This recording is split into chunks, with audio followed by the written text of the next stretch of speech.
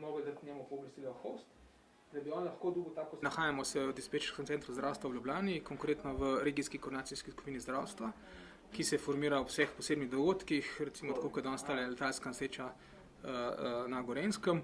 V bistvu naša naloga je, da vzpostavimo celovit pregled nad stanjem in pa informacije, ki dobimo, tudi delimo potem z vsemi ostalimi deležniki, ki te informacije potrebujejo. Imamo lokacijo letališča Ljubljana, ne? Jožeta Pučnika, ne?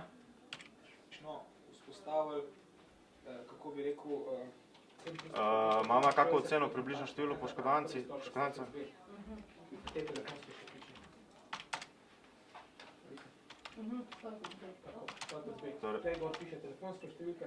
Torej približno 70 zunaj.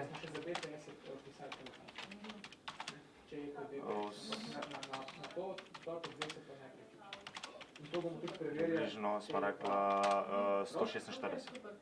Sprejmemo klic, na podlagi tega klica obveščamo vse ostale izvajalce predbolnične nujne medicinske pomoči bolnišnice, preverimo njihove zmogljivosti, te informacije potem pretvorimo v tako imenovani distribucijski ključ, ki ga potem sporočimo tako vodji intervencije NMP na teren in pa potem glavni sprejemni bolnišnici, ki formira svojo bolnišnično upravljalniško skupino. Imamo letalsko nesrečo, nekje 150 poškodovanih.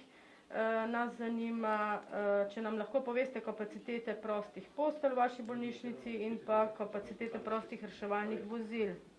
Mi absolutno moramo poskrbeti za redno delo.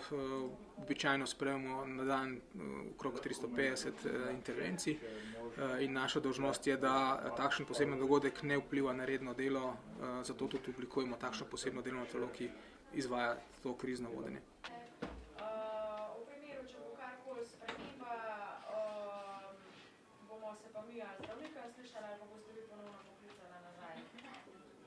Ne, sej na PCR, tudi če ste v karanteni na PCR, lahko greste.